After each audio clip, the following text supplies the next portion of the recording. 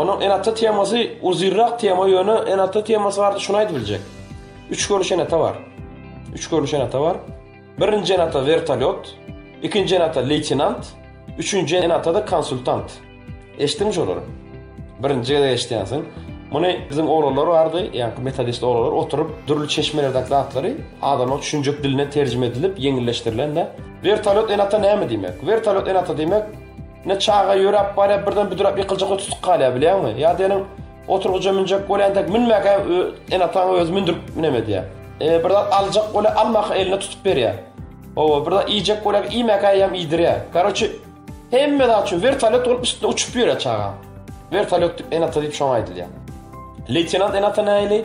Onu leytinanta desen göz onu getirensin ya zaten. Vayen enata. Vayen diyecek okman vayen de işleye değil. O saat planına plan eri olmalı. Hani saat planına tur. Saat 6:00'da saçan başında ol. O eğitme beytme. Şulon yığınak koy. Vayen enata. Giyecek alı versen yam kellen etinip zayet. Çağa katıp strogam olsan nemede ne olsan enatasından ayrılığından sonra birazcık gofur ya ol. Onun birazcık balansı saklama. Üçüncü enata konsultant dedik.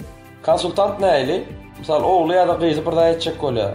Dede diye men şunu azal edecek diye ne mi öğren diye. Oğlum şunu etsene şunu netice var. Bunu etsem şu netice var. Bunu etsem köp pulun gider. O sevdanın olmaz.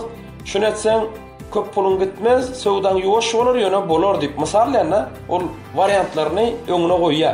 Men şunlardan atalarım gördüm. O ulu sevda ver. Oğlunun iyicine karşın o. Oğlum maksat soruya hatta şunu şey etsek ne olur? Oğlum geçenler ben şunu bir şey dedilerek gördüm. Kendi ütköşük netice almadım. Yine de özüm gördü ya biliyor musun? Çağanın karar almağına yani decision making'ine, решение принимать etmeyine karşın o. Karar almağına karşın o. Sen özün karar almalı. Konsultant enata da şunu yalar. Şimdi ideal enata deyip bana bağırdır öydüm o. Yani çemeleşiliydi. Şuran herisinden birazcık garmatım olmalı. Yerinde vertolyot olmalı, yerinde leytinant olmalı, yerinde konsultant olmalı.